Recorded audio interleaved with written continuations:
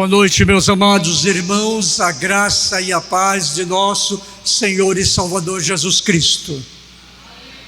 Estamos dando início ao nosso culto de adoração e de louvor nesta noite. Queremos agradecer a presença dos nossos queridos e amados visitantes. Sintam-se abraçados por esta igreja e que Deus abençoe ricamente a vida de cada um de vocês. Felizmente, continuamos sem internet, portanto, nosso culto será gravado como hoje pela manhã e depois disponibilizado nas mídias da nossa igreja.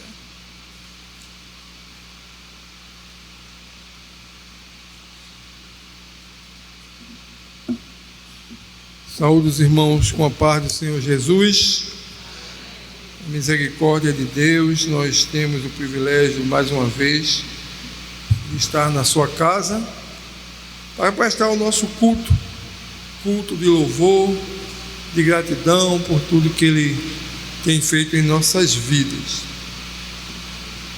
Dando início ao nosso sermão, ao nosso culto, é um culto com a liturgia.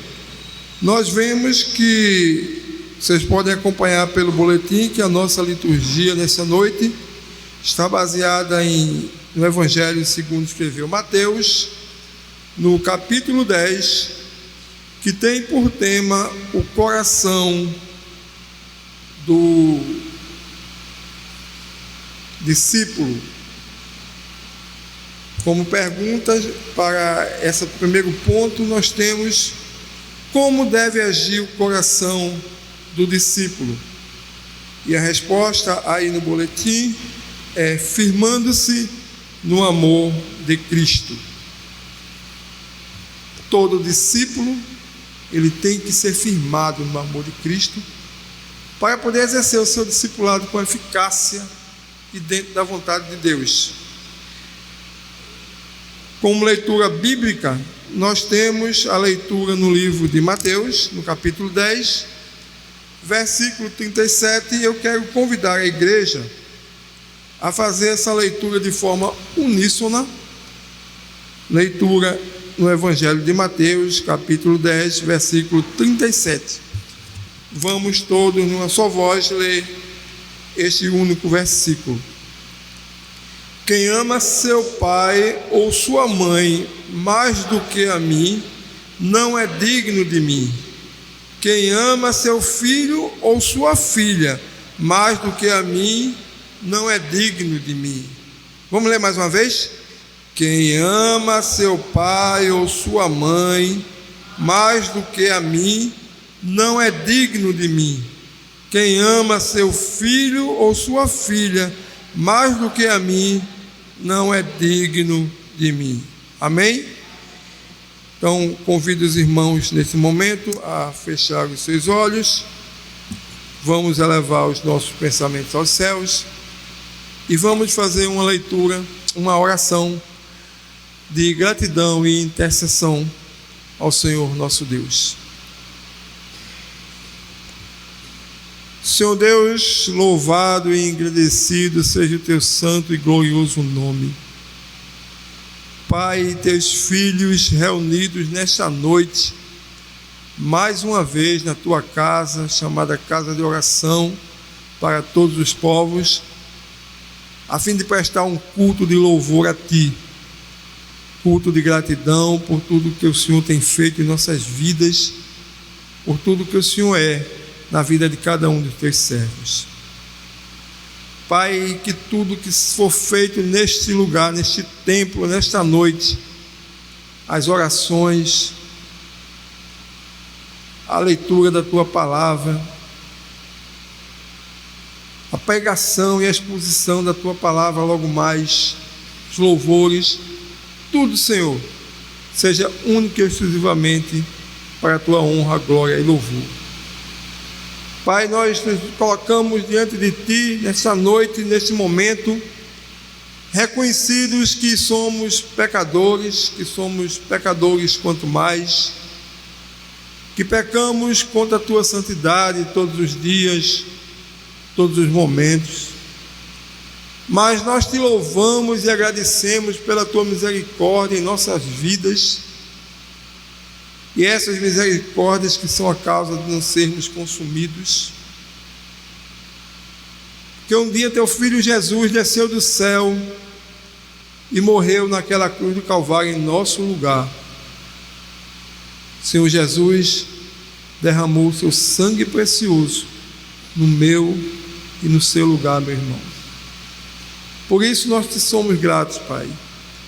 Por isso que nós, mesmo reconhecido da nossa pequenez, que nós não merecemos nada além do inferno, mas nós nos aquietamos diante de tua soberania, diante de tua misericórdia, e te pedimos perdão.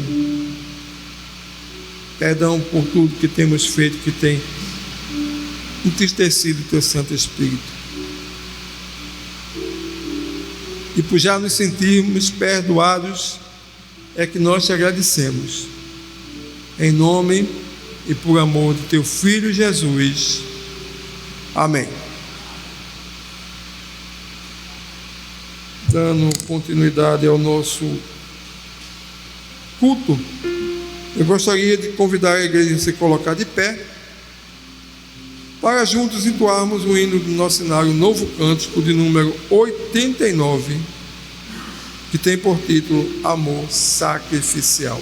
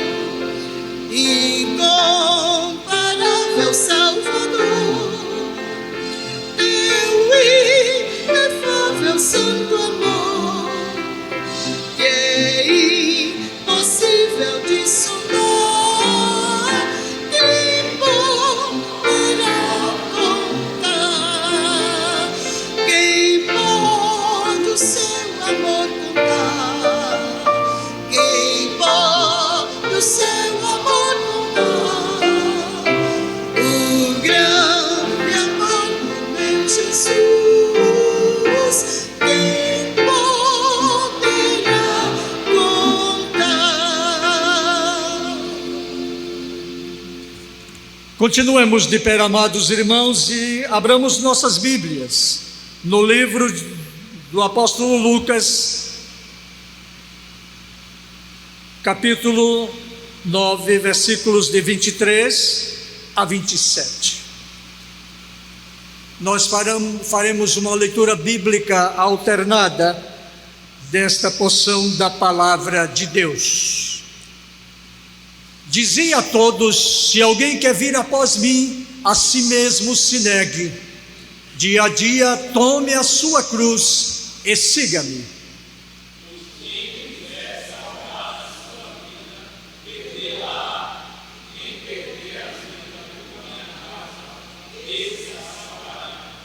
Que aproveita o homem ganhar o mundo inteiro, se vier a perder-se ou causar dano a si mesmo?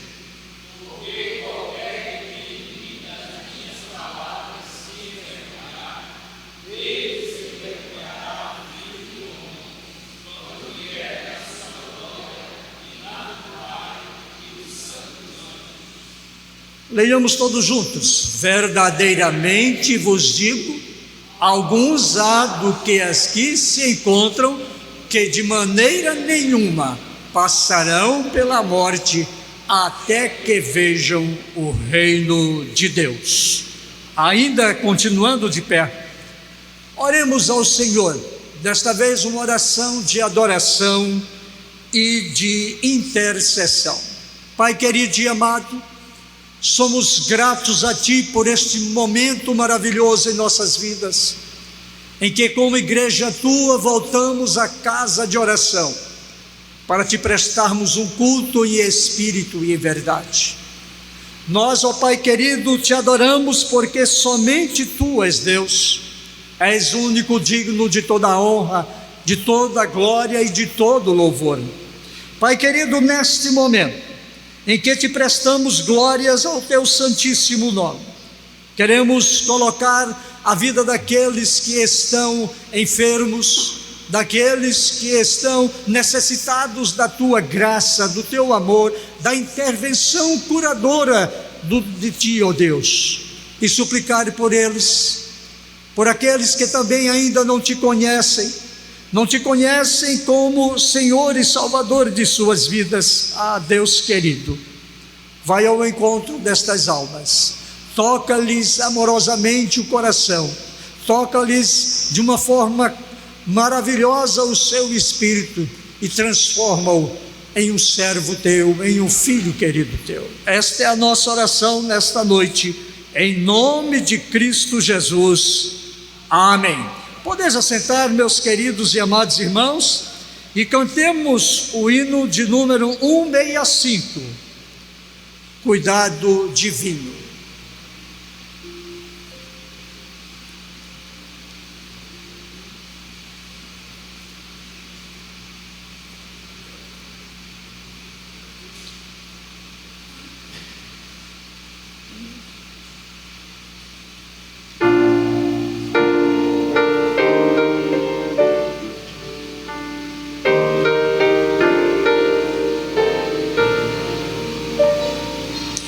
Não desanimes, Deus proverá, Deus velará por ti, com suas asas se cobrirá, Deus velará por ti, Deus cuidará de ti, da tua dor, com todo amor.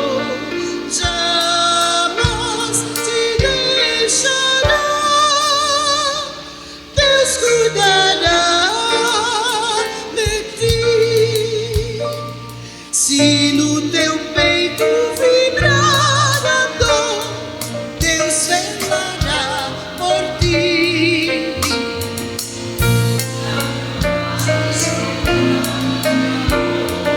Deus velará por ti. Deus cuidará de ti, da tua dor, com todo amor. Jamais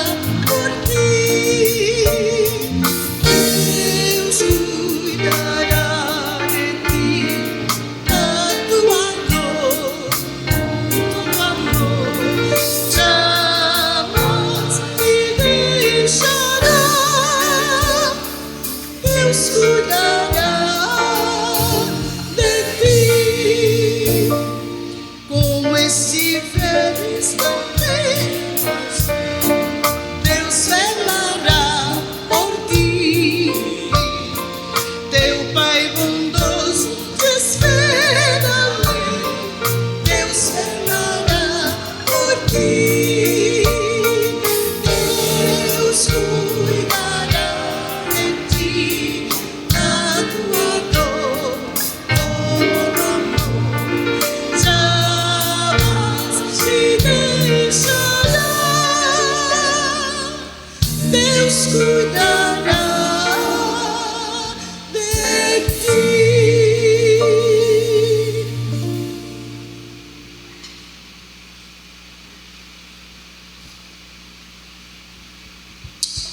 Graça e paz, meus irmãos. Vamos ficar de pé e vamos dar continuidade ao nosso culto de louvor e adoração ao nosso Deus, agradecendo ao Senhor pela graça que foi derramada em nossas vidas através do sacrifício de Jesus Cristo na cruz por cada um de nós. Amém? Vamos jubilar na presença do Senhor diante disso.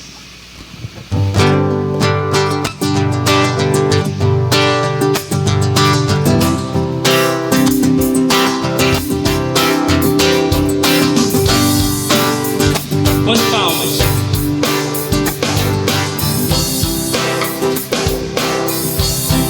Louvemos. Tem poder sobre o pecado, o seu amor é poderoso, o Rei da glória, o poderoso Deus. A terra treme com sua voz e nos deixa maravilhados. O Rei da glória, o poderoso Deus. Maravilhosa graça, teu amor que não falha, tomou o meu lugar, levou a minha cruz, teu sangue me salvou, minha dívida pagou.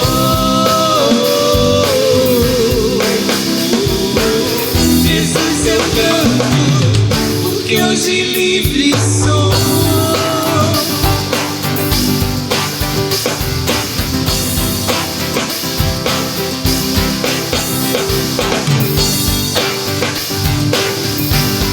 Vamos louvar o nosso Deus, porque nosso Deus é o Deus da paz.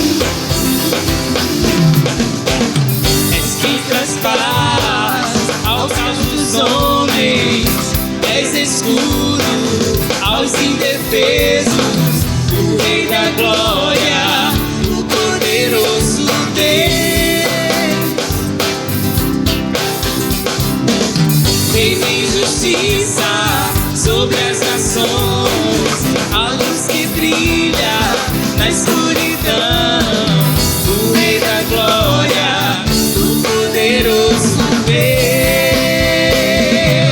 Maravilhosa graça, teu amor que não falha, tomou o meu lugar, levou a minha cruz, teu sangue me salvou, minha dívida pagou. Jesus, eu canto, porque hoje livre sou.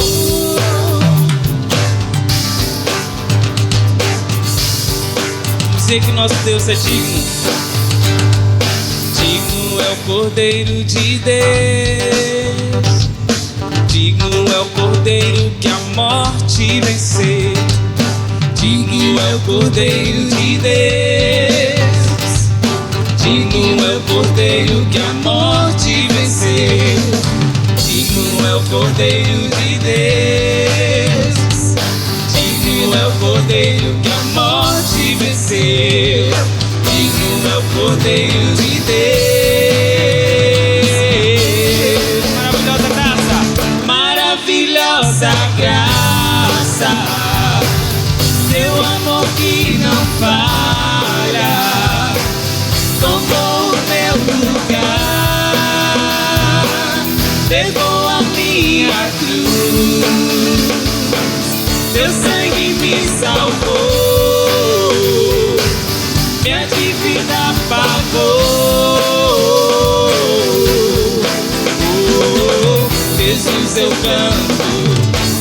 hoje livre sou.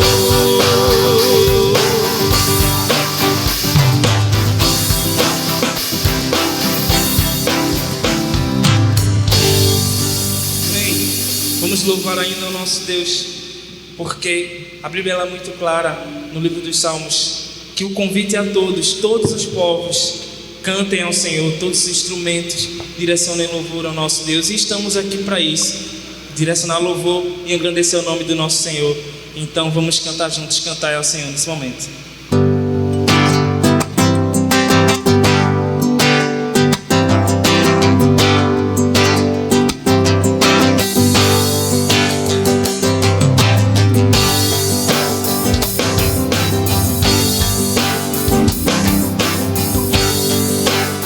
Cantai ao Senhor. Cantai ao Senhor um cântico novo. Cantai ao Senhor todas as terras. Cantai ao Senhor, bendizei o seu nome. Proclamai a sua salvação. Anunciai entre as nações a sua glória, entre todos os povos as suas maravilhas, porque grande é o Senhor e muito digno de ser louvado, mais temível do que falsos deuses. Glória, Glória e majestade estão diante dele, força e formosura no seu santuário.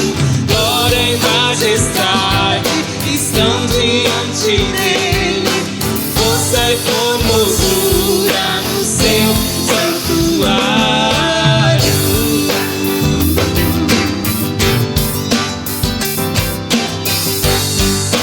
vamos cantar todos juntos, cantai ao Senhor. Cantai ao Senhor um cântico novo. Cantai ao Senhor todas as terras. Cantai ao Senhor, bendizei o seu nome. Proclamai a sua salvação. Anunciai entre as nações a sua glória, entre todos os povos as suas maravilhas, porque grande é o Senhor, muito digno de ser louvado, mais temível do que falsos deuses. Glória e majestade estão diante dele, força e formosura no seu santuário. Glória e majestade estão diante dele, força e formosura no seu santuário. Sua igreja, glória e majestade. Glória e majestade estão diante dele, força e formosura no seu santuário. A ele pertence a glória. Glória e majestade estão diante dele, força e formosura no seu santuário. Glória e majestade estão diante dele, força e formosura no seu santuário. Glória e majestade estão diante dele, força e formosura no seu santuário.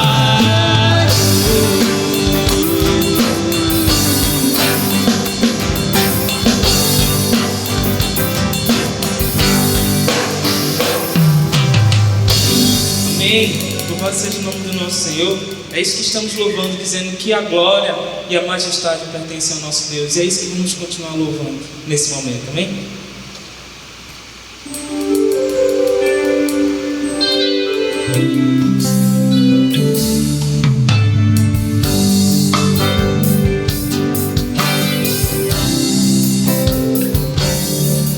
O Senhor é elevado entre os louvores, e um povo que proclama o seu poder.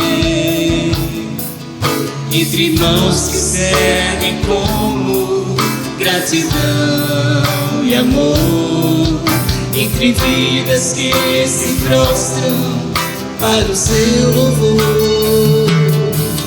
procurando sua vontade realizar,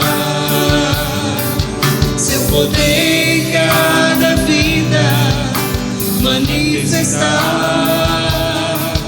para que o mundo creia e venha te adorar, Senhor, reconhecendo que só tu és Deus. Glória e honra, glória e honra, majestade,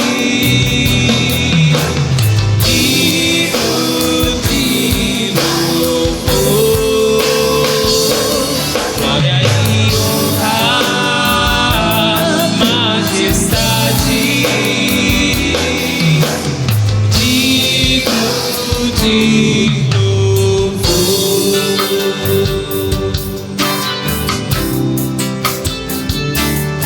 cantando aqui nesse momento a verdade, que nada além do Senhor é para ser glorificado nesse momento aqui.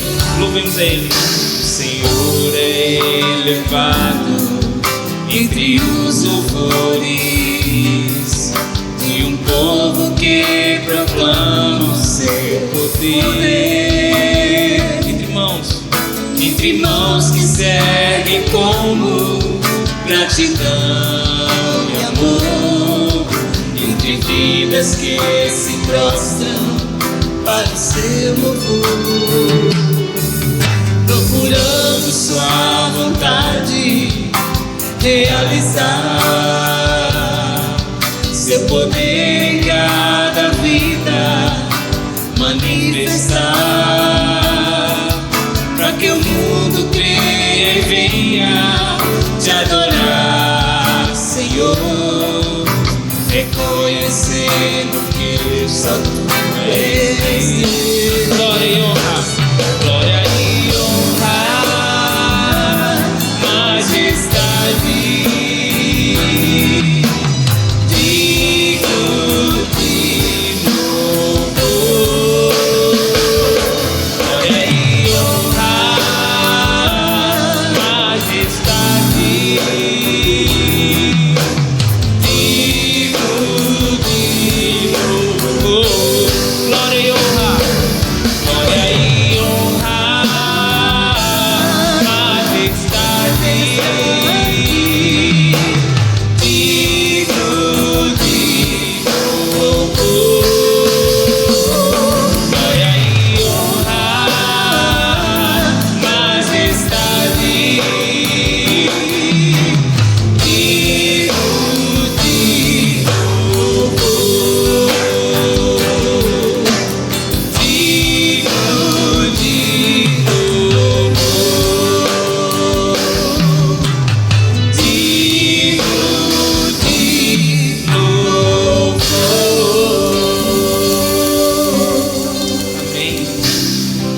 louvado seja o nome do nosso Senhor. Vamos nos sentar nesse momento.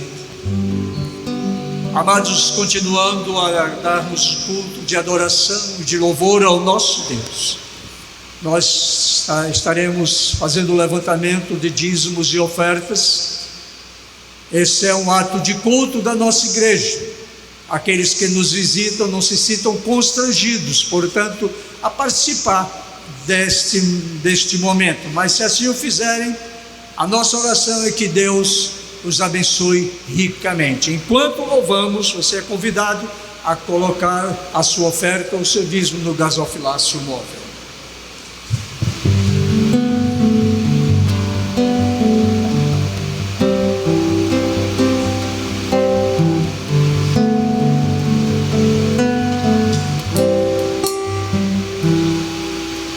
Recebi um novo coração do Pai, coração regenerado, coração transformado, coração que é ensinado por Jesus. Como fruto desse novo coração, eu declaro a paz de Cristo, te abençoo, meu irmão. Preciosa é a nossa comunhão. Somos corpo e assim bem ajustados, totalmente ligados, unidos, vivendo em amor, uma família, sem qualquer falsidade, vivendo a verdade, expressando a glória do Senhor, uma família, vivendo compromisso do grande amor de Cristo. Eu preciso de ti, querido irmão, precioso és para mim, querido irmão.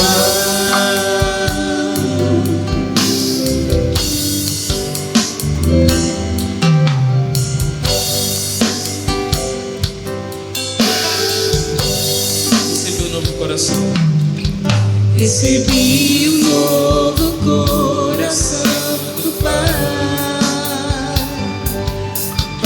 coração regenerado, coração transformado, coração que é ensinado por Jesus. Como fruto desse novo coração,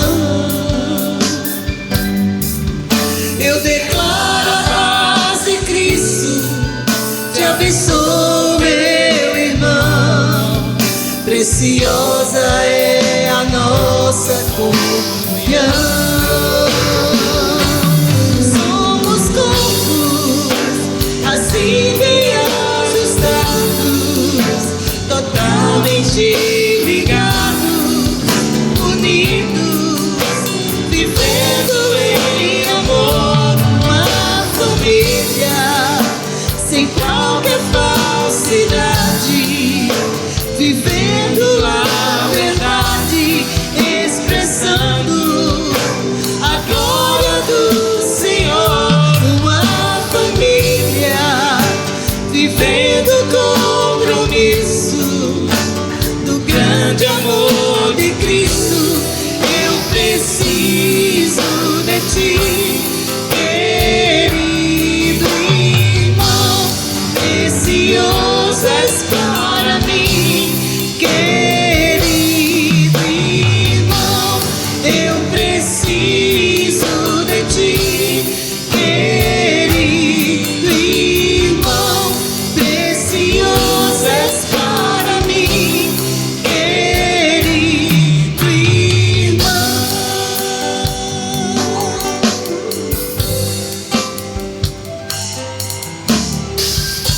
Diácono Denis, por favor, fazer a oração de consagração das ofertas. Oremos. Senhor Deus, nosso Pai, te agradecemos, Senhor, em nome de Jesus. Mais uma vez, Senhor, está aqui na tua casa, Senhor, a te agradecer, te cultuar e te louvar. E reconhecemos que somos sujos teus, apesar dos nossos pecados, Senhor. Tu nos das bênçãos porque tu és digno. Digno e é Cordeiro de Deus. Te agradecemos pelo dízimo de oferta que foi feito para a tua casa, ser feito para a tua obra. Dá na semana de paz na nossa vida, completando nossos pecados, nossas falhas.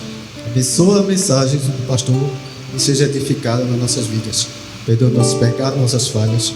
Te agradecemos por tudo. Em nome do teu Filho amado Jesus, e reina para sempre. Amém, Senhor. Amém. Queridos e amados irmãos, antes de passar a palavra ao reverendo que vai pregar hoje à noite, Reginaldo, eu gostaria de dar uma palavra à igreja a exemplo do que dei hoje pela manhã.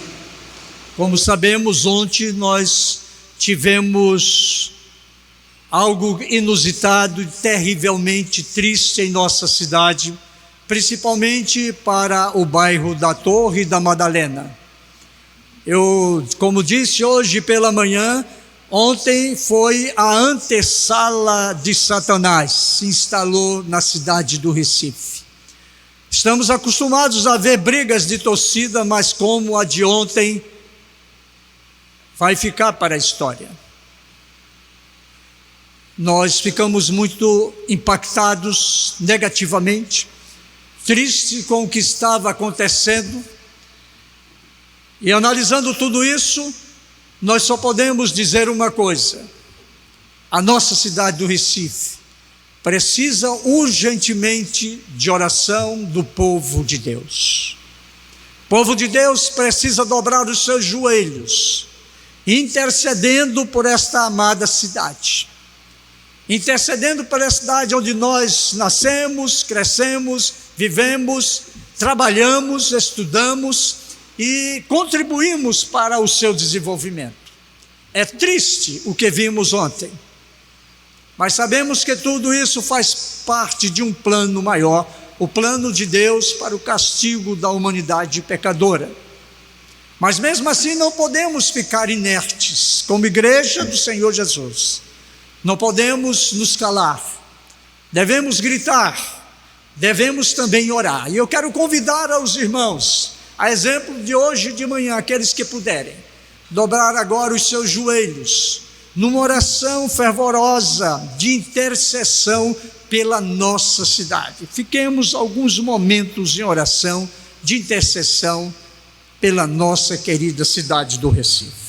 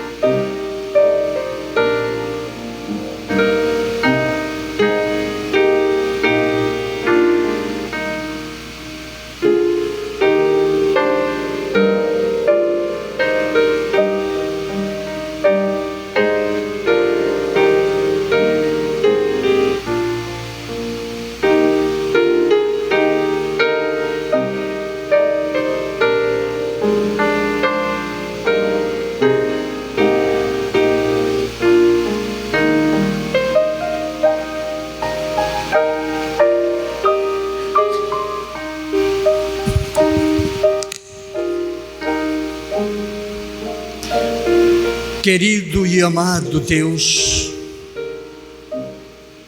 Pai de misericórdia, Pai de amor,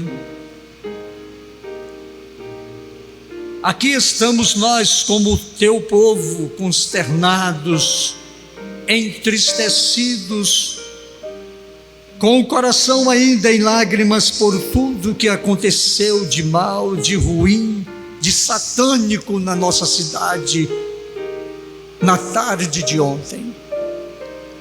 Pai querido, esse povo sofrido, esse povo que não te conhece, esse povo carregado de malignidade no coração, perpetraram, ó Deus, momentos de dor, momentos de sofrimento, momentos de terror nesta cidade que tanto amamos e vivemos. Deus amado, a nossa oração não é uma oração imprecatória, uma oração contra eles, mas é uma oração de compaixão, uma oração de misericórdia por estas vidas, uma oração, um clamor que levantamos a Ti intercessoriamente por estas vidas perdidas.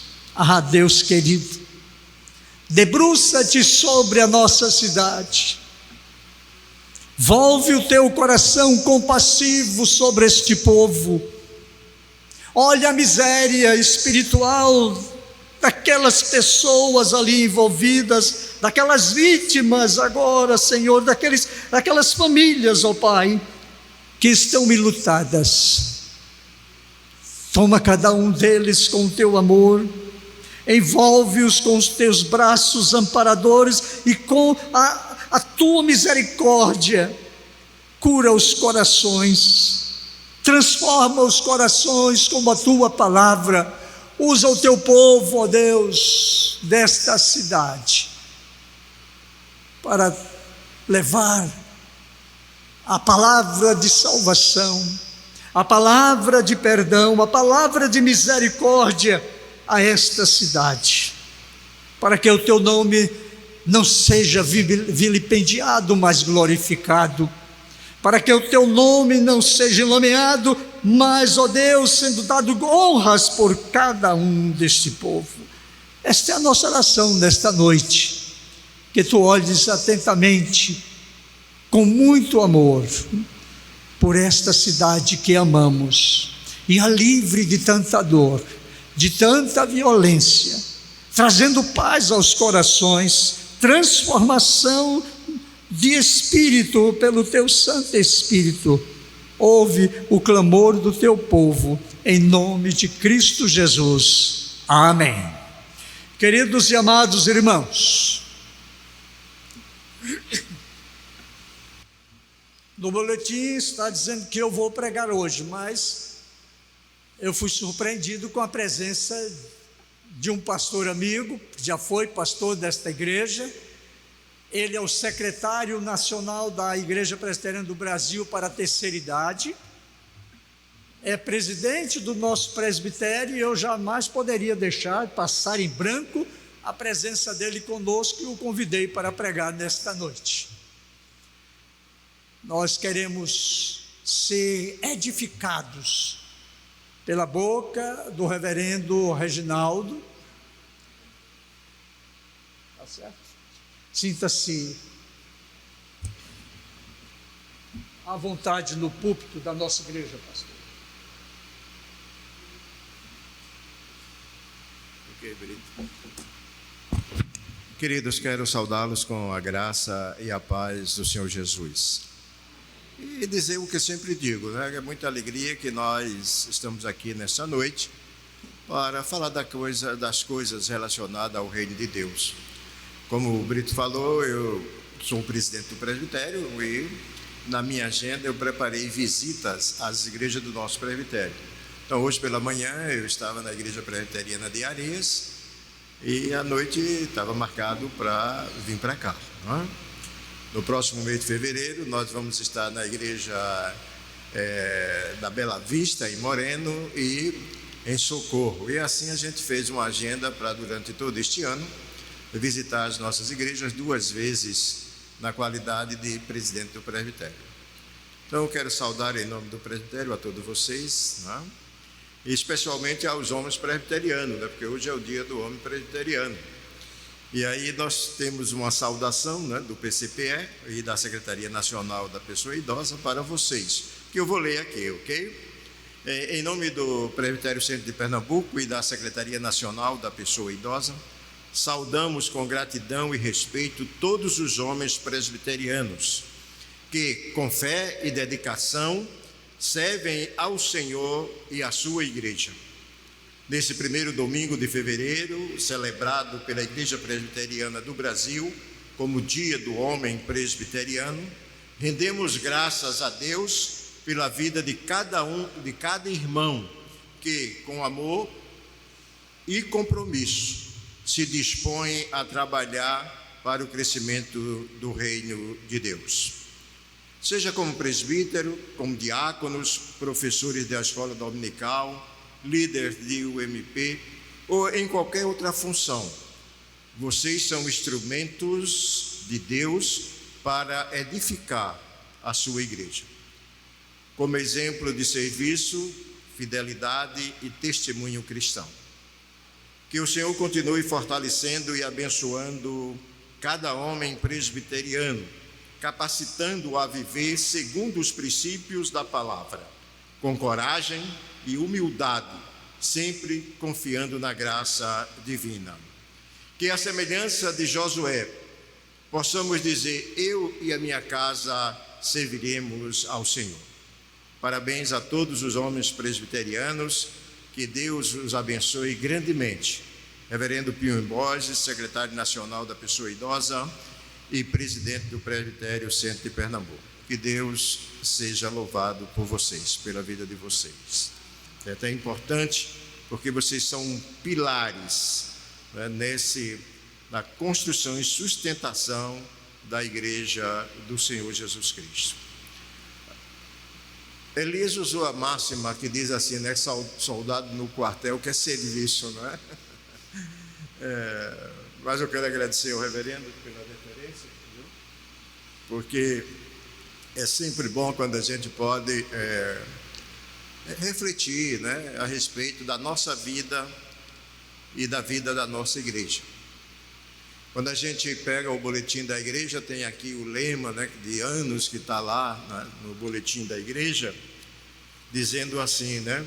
Amando a cidade com o amor de Deus. Foram dois momentos, quando nós escolhemos esse tema para a igreja presbiteriana e quando a gente escreveu um livro, Olhando a Cidade com o Olhar de Deus, que trata da minha experiência pastoral aqui na igreja presbiteriana da Boa Vista, né?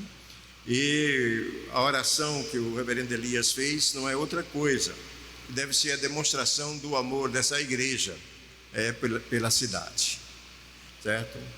E eu escolhi aqui nos meus arquivos, né, um tema para falar para vocês nessa noite. O texto é Atos 17, versículo de 16 a 34. Eu não vou ler esse texto, que ele é grande, né? Não vou ler, mas vou falar sobre ele dentro do contexto da nossa reflexão. E essa reflexão nos convida, né, a refletir sobre o papel desta igreja neste bairro, certo? O papel desta igreja neste bairro. Por que é que essa igreja está aqui? E qual deve ser o papel dela aqui? Eu sempre costumo dizer que o profeta Isaías, né, ele disse em certa ocasião assim: olha, sairá de Jerusalém uma luz que iluminará todos os cantos da terra. No dia de Pentecostes, essa luz saiu lá de Jerusalém e veio parar aqui em Recife. Hoje é a igreja presbiteriana da Boa Vista. E essa igreja deve iluminar esse bairro. Essa igreja deve trabalhar em prol deste bairro. Essa igreja deve orar e deve inclusive servir a este bairro. É importante que a gente pense nisso. E esse texto de Paulo, lá em Atos 17, 16 a 34, nós vemos Paulo chegando à cidade de Atenas, na Grécia, quando ele vai fazer uma visita a essa cidade. E quando ele chega lá nessa cidade, ele encontra os desafios similares a esses desafios que nós estamos enfrentando hoje no Brasil e que a Igreja Presbiteriana da Boa Vista está enfrentando nessa cidade. Os desafios são similares. O homem é o mesmo, desde o pecado o homem é o mesmo, só muda endereço, certo? Então, os desafios que Paulo teve lá em Atenas, nós aqui como Igreja Presbiteriana da Boa Vista também temos desafios similares, tá certo? Não vai ser igual, porque nós estamos distante do tempo, da época, mas são similares que nós podemos pensar de como nós precisamos entender o querer de Deus para esta igreja aqui na Boa Vista. Esse texto nos oferece princípios valiosos sobre como a igreja deve impactar o bairro, de forma eficaz, mantendo sua fidelidade a Deus e relevância ao mundo. Impactar a cidade de forma eficaz. Poderia pensar assim, entre eficaz e eficiente. Mas é melhor ser eficaz do que ser eficiente. Sabe qual é o exemplo que eu vou dar aqui para a gente pensar, diferenciar isso? Um jogo de futebol, vamos lá. O time é eficaz, joga bonitinho, tudo certinho, mas não fura gol. Outro time vai lá, joga ruim, tudo troncho e vai lá e fura um gol. Esse que furou o gol, ele foi eficaz. Às vezes nós queremos polir demais as coisas, queremos trabalhar de uma forma muito estrutural e somos eficientes, mas não somos eficazes. E nós precisamos ser eficazes como igreja, aonde nós estivermos. Aqui em Tigipió, no Recife, aqui na Boa Vista, lá no Recife, em Pernambuco, no Brasil, aonde nós estivermos, tá certo? Nós precisamos impactar essa cidade, sem perder, né, a fidelidade a Deus e ter relevância para esse bairro. Veja bem, quando a gente começa a ver o texto, né, que eu citei aqui de Atos, logo no versículo 16, nós vamos verificar que Paulo se envolve com a cidade. Isso significa que ele interagiu com a cidade. E a igreja precisa interagir com a cidade, certo? A igreja não foi construída para estar aqui, esse belo templo, para embelezar a cidade do Recife, a Avenida Conde da Boa Vista. Ela está aqui, certo? Para interagir com a cidade. Esse é um grande problema, porque às vezes a igreja ela está na cidade, mas ela não está com a cidade. O importante não é estar na cidade, o importante é estar com a cidade. Por isso que há uma necessidade de interagir. Sabe por quê, queridos? Porque interagir é um ato de estabelecer uma relação de troca ou comunicação com algo ou com alguém.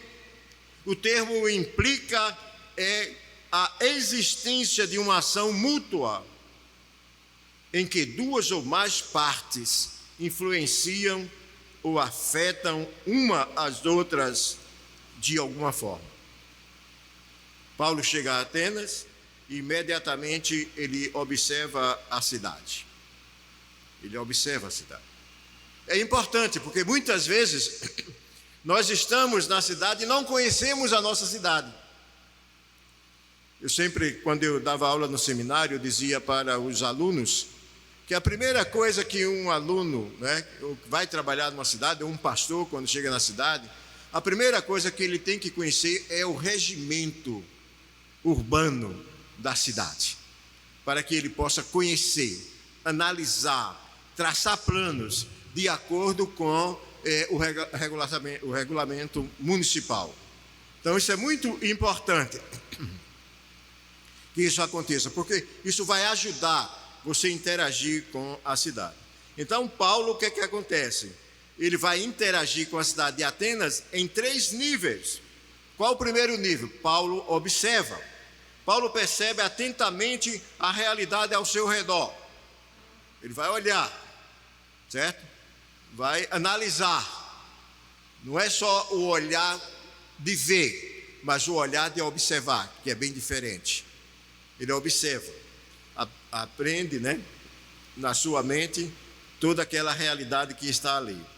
Ele verifica que Atenas é uma cidade repleta de idolatria. Então, qual era o ponto máximo para Paulo? Trabalhar a questão de idolatria. Com imagens, estátuas espalhadas por todos os lados. Nós tivemos o privilégio de conhecer ali Atenas, aquele espaço ali do Areópago. E eu tive a oportunidade de pregar no Areópago lá em Atenas, certo? E foi interessante, porque Paulo, quando foi pregar no Areópago, ele escolheu o lugar certinho. Por quê? Porque ele tinha conhecimento da cidade. Não adianta ele pregar lá no templo de Diana, ou lá no Partenon. Ele foi para o lugar onde os assuntos da cidade eram discutidos, onde a filosofia, onde os sábios gregos se sentavam para discutir a respeito da vida, não só da cidade, mas de todos os cidadãos. Mas Paulo fez isso por quê? Porque ele observou a necessidade daquela cidade. E há uma diferença entre observar e ver. Sabe por quê? Porque observar tem muito mais profundidade do que ver. Um dia eu estava conversando com um motociclista, desses que, pelas máquinas poderosas, né, que andam por aí, tem aqueles clubes, né? E eu perguntei, conversando sobre isso, motoqueiro, motociclista, e aí eu perguntei para ele, mas tem aquele pessoal que usa aquelas jaquetas pretas, que passam na estrada numa velocidade enorme, eles são motociclistas? Ele disse, não são.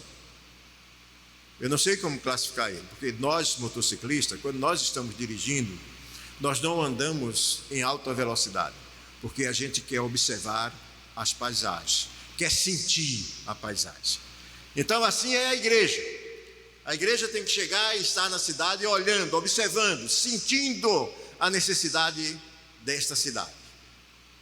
Se os irmãos estão pensando em revitalizar a igreja, se os irmãos estão pensando em crescimento de igreja, os irmãos têm que olhar para esse ponto da observação, para sentir o que é que a cidade precisa e o que é que a igreja pode fazer por essa cidade, dentro da máxima que é o lema da igreja, amando a cidade com o amor de Deus. É importante isso, né? Não perder isso. Então o que a gente vê, queridos, é que nós precisamos ser mais acurados naquilo que os nossos olhos veem. Ver, né, refere-se a um ato básico de perceber algo com os olhos, né, bem diferente de observar. O ver é até uma ação involuntária, certo? Além de involuntária, o ver é simplesmente superficial. Já observar, não. Vai além de um simples ato de ver. Envolve atenção, análise consciente, implica em examinar ou prestar atenção aos detalhes. Aos detalhes. Muitas vezes com um propósito específico. Certo? Isso é muito importante no processo de revitalização. O ver é passivo e imediato, enquanto o observar é ativo e intencional. Exige esforço mental para compreender o que está sendo visto.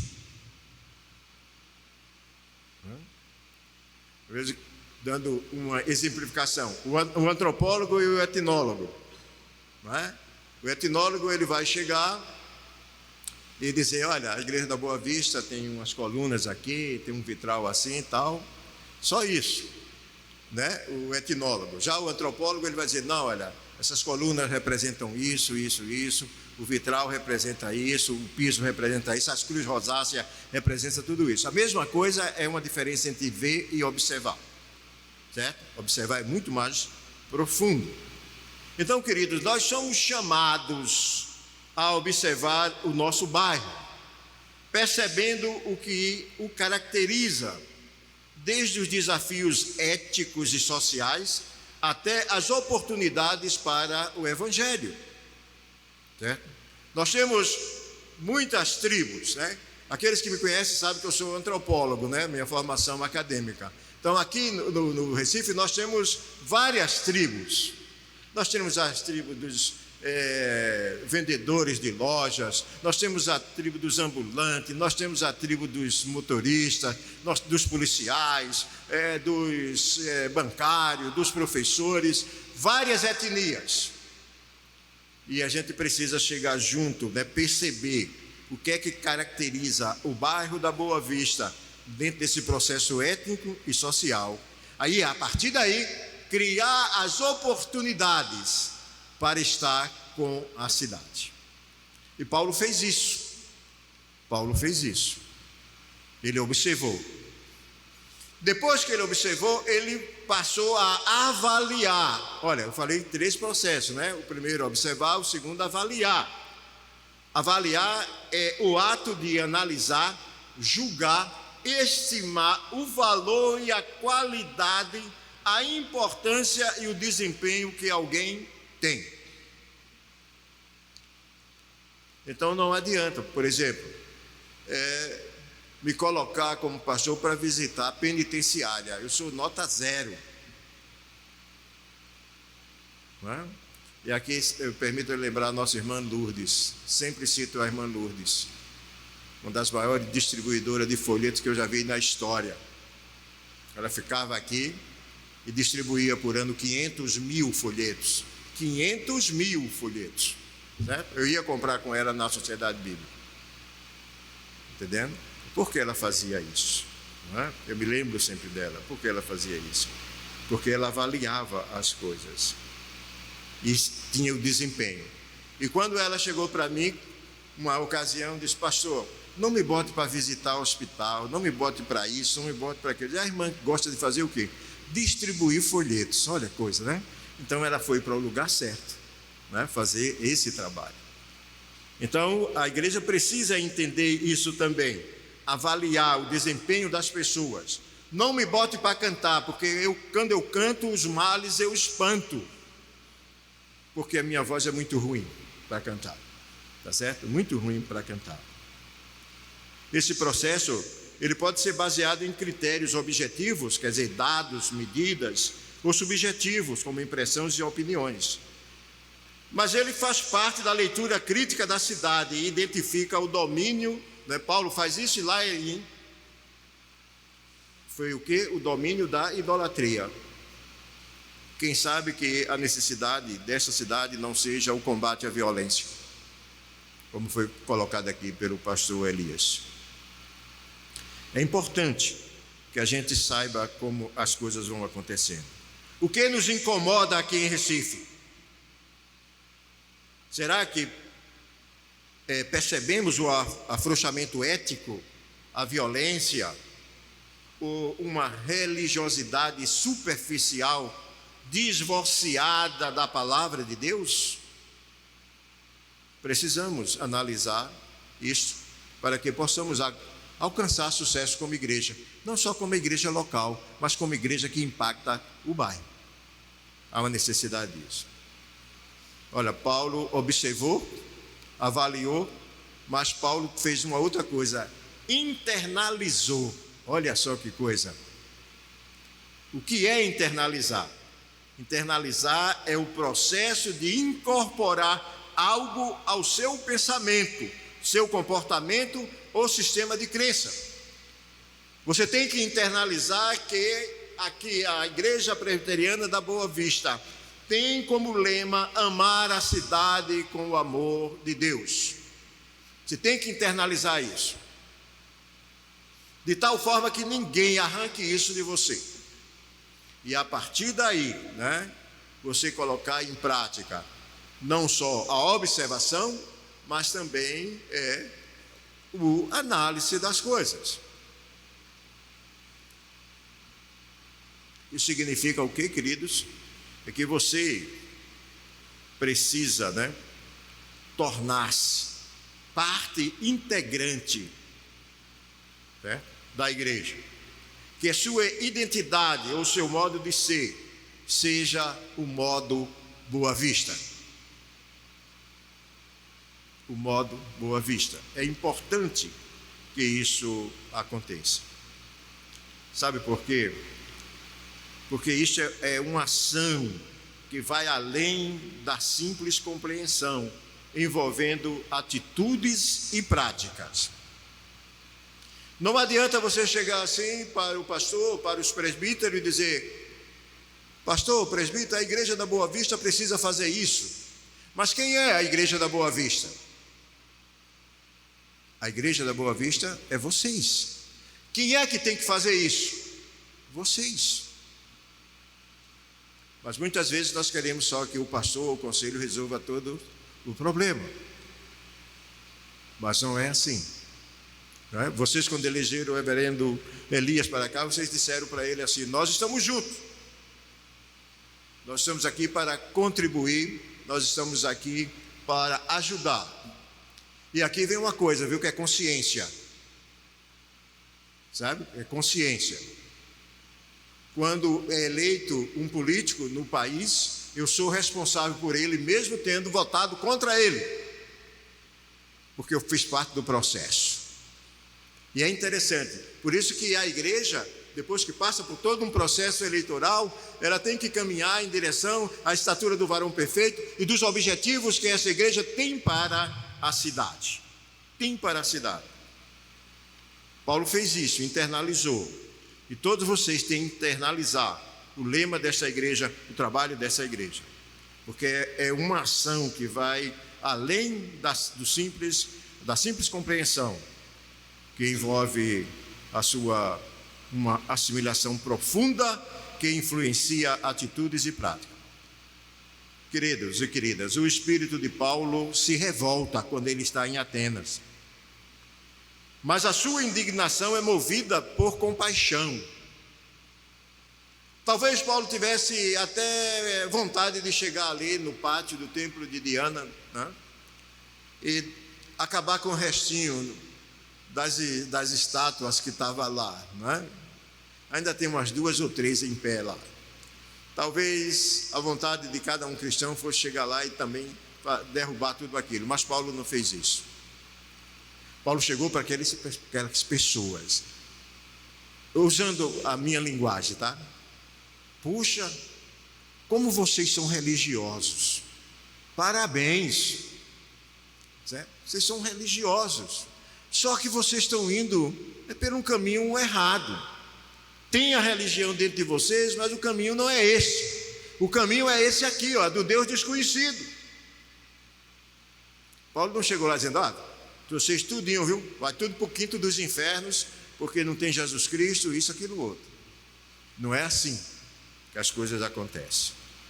Paulo se revoltou, mas a sua indignação foi movida por compaixão. Ele sentiu o outro, ele internalizou o sentimento do outro. Por isso que ele não fez condenação, né? Ele não fez condenação. Porque às vezes a gente gosta de condenar, né? Eu me lembro de Eutico, quando caiu lá da terceiro andar, quando Paulo estava pregando lá em Troades. Paulo podia ter dito assim: olha, Eutico só caiu porque ele estava na janela e dormiu. Paulo não disse isso. Paulo simplesmente pegou ele morto, olhou para os irmãos que estavam ali, tudo chorando, apavorado, com certeza. Ele disse: olha, nele há vida.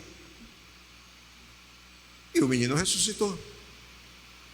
A gente precisa olhar para essa cidade com toda a miséria, com toda a desgraça, com toda a violência, e entender que há vida, que pode ser transformadas, que pode chegar para o reino de Deus. Por quê? Porque está aí, olha, quantas e quantas pessoas mortas em delitos e pecados. Paulo, quando desceu as escadas para chegar até Eutico, foi o que ele fez, ele abraçou o morto. E nós, como igreja, precisamos abraçar os mortos que estão nessa cidade. Quando a gente abraçar esses mortos, nós vamos internalizar o que Deus espera que essa igreja seja. Assim como Jesus chorou por Jerusalém, devemos trazer o bairro da Boa Vista para o nosso coração, amando como Deus o ama. Uma outra coisa, querido, é a proclamação da igreja. O versículo 17 e 18 diz assim, ó: a igreja deve ser a voz de Jesus na cidade. Quem é a igreja? Somos nós, não é isso? Olha o que Jesus disse em certa ocasião para os discípulos, disse para nós: assim como o Pai me enviou, eu vos envio. Olha só, assim como o Pai me enviou, eu também vos envio. Então, a igreja é a voz de Jesus na cidade. Paulo não apenas observa, ele age, proclamando a mensagem de Cristo em diferentes contextos. Ele procurou ocupar espaço. Paulo prega na sinagoga, na praça, no Areópago, em lugares de cultos, lugares de negócios, lugares de debates filosóficos. Paulo ocupou espaço. E esta igreja tem que mostrar porque ela está aqui. Vou repetir, não é só para embelezar o bairro da Boa Vista, né? É um belo templo neogótico, não é? Neogótico aqui, estudados por alunos de arquitetura da Universidade Federal de Pernambuco, né? Alunos de artes e de arquitetura buscavam estudar essa igreja. Mas a igreja precisa ocupar espaço. A igreja deve estar presente onde as pessoas estão. Na cultura, na política, na educação e nas ruas. Tem que marcar presença. Uma outra coisa que Paulo fez, ele buscou interlocutores. Paulo conversa com judeus, gentios, filósofos, epicureus, estoicos, todo tipo de cultura. Paulo vai conversar.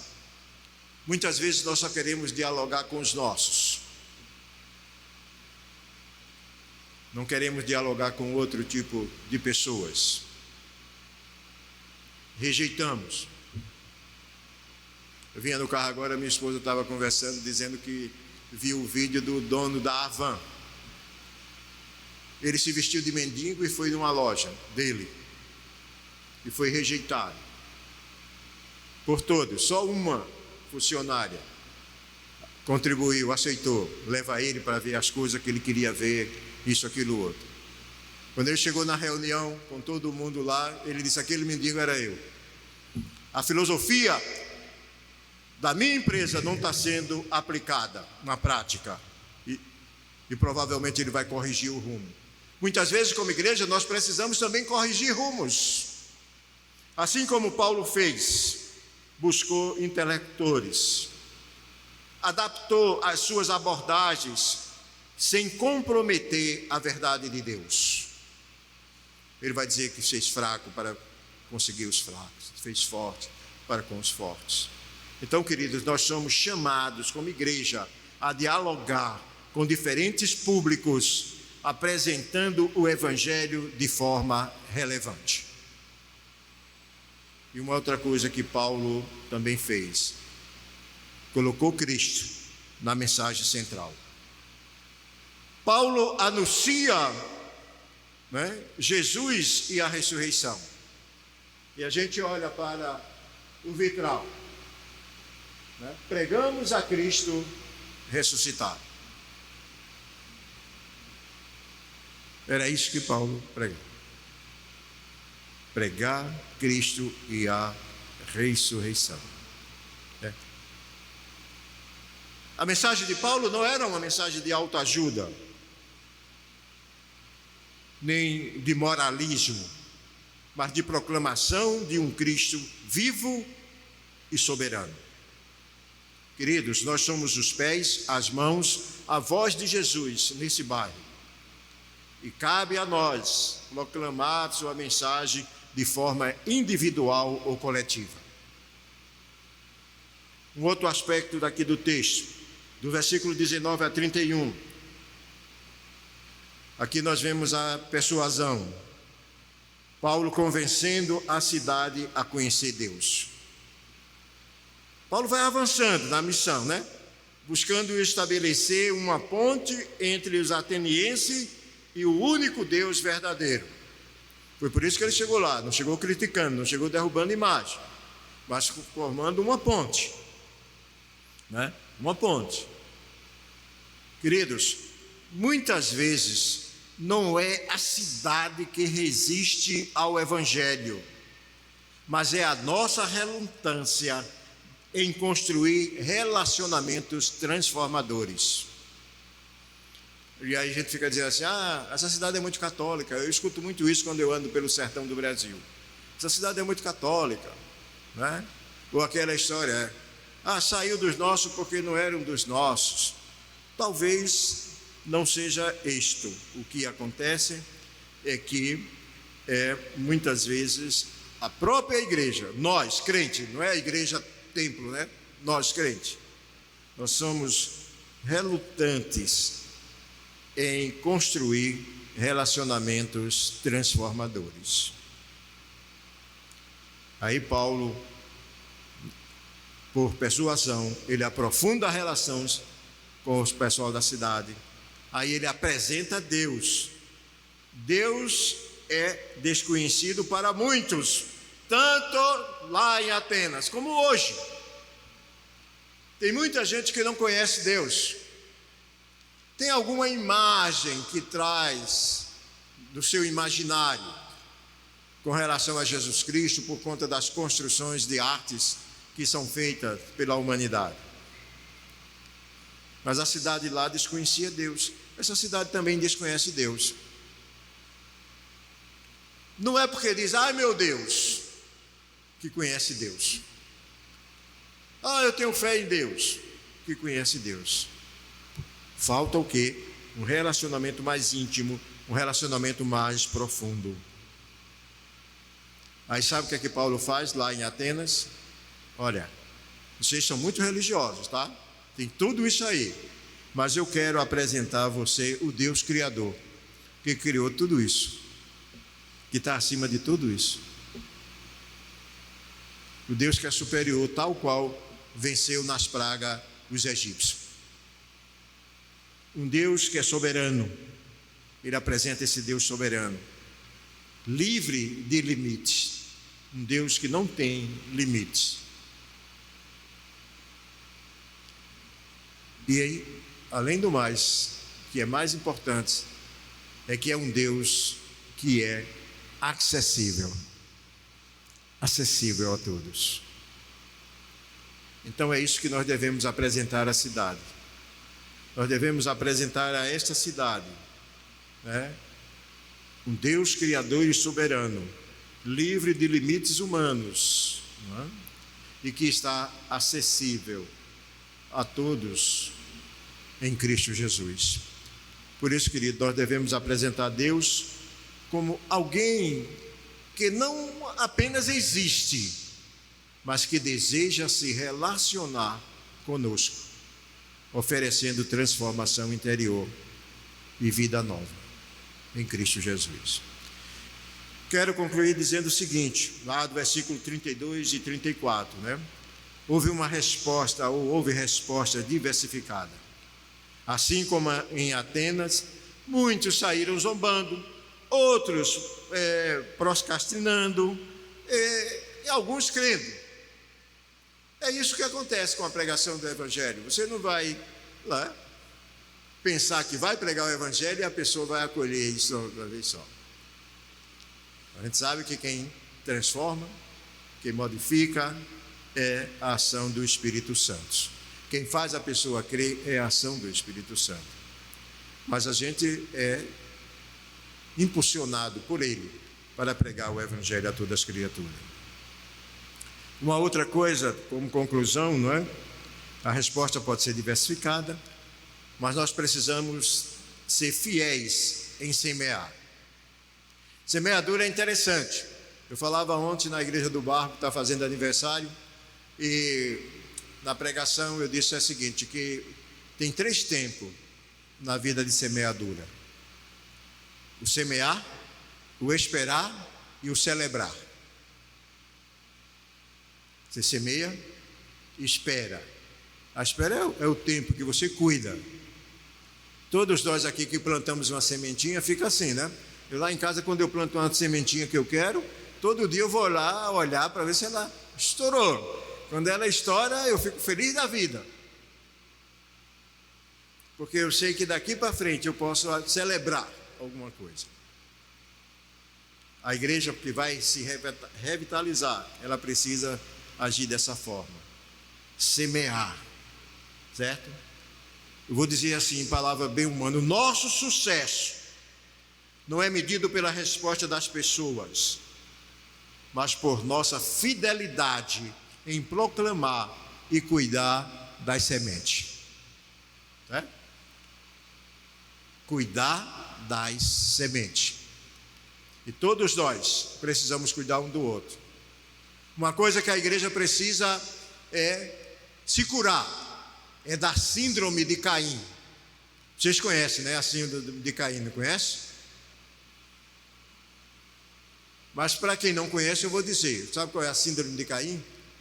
O que é que eu tenho a ver com o meu irmão? Muitas vezes nós na igreja nós estamos com essa síndrome que precisa ser extirpada, retirada do nosso meio. Nós temos a ver com os nossos irmãos.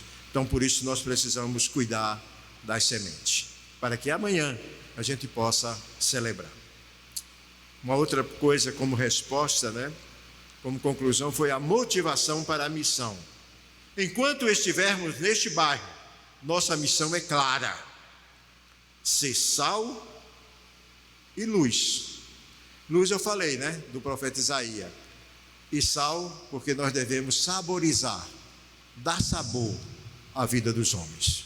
Dar sabor à vida dos homens. Por isso, queridos, que quando a gente proclama o Evangelho de Jesus Cristo, ele deve ser para além das quatro paredes que nos abriga como templo. Essa cidade do Recife, é o campo missionário que Deus confiou a esta igreja. E Deus vai cobrar de vocês, que Ele confiou. Lembra daquele Senhor que deu lá os talentos, tá? Deu a um 5, deu a outro 2, deu a um 1. Lembra disso. Concluindo, eu quero dizer que nós possamos seguir o exemplo de Paulo em Atenas, seguir esse exemplo aqui no bairro da Boa Vista, observando, proclamando e persuadindo com fidelidade e amor as pessoas a conhecerem a Deus. Afinal, Deus deseja usar esta igreja para transformar o bairro da Boa Vista e levar os seus habitantes ao conhecimento verdadeiro de Cristo. Que Deus, pois, nos abençoe. Amém.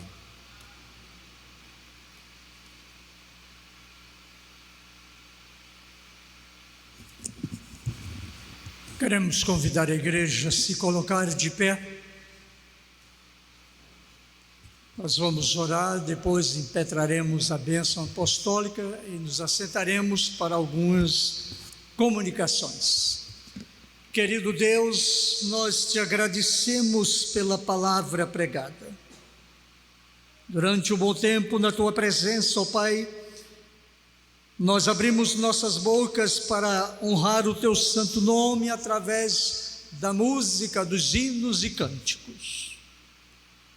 Lemos a tua palavra, nos alimentando dela, e abrimos o nosso coração para ti através das nossas orações. Mas agora, ó Deus querido, tu nos alimentastes com uma palavra pregada, mostrando a importância de estarmos neste bairro, com o bairro, para apresentar às pessoas, as vidas que ainda não te conhecem, aqueles que não conhecem, para eles, o Deus desconhecido, a Cristo Jesus, autor da vida, doador da vida, aquele que tem o mundo nas palmas das suas mãos, aquele que governa todas as coisas.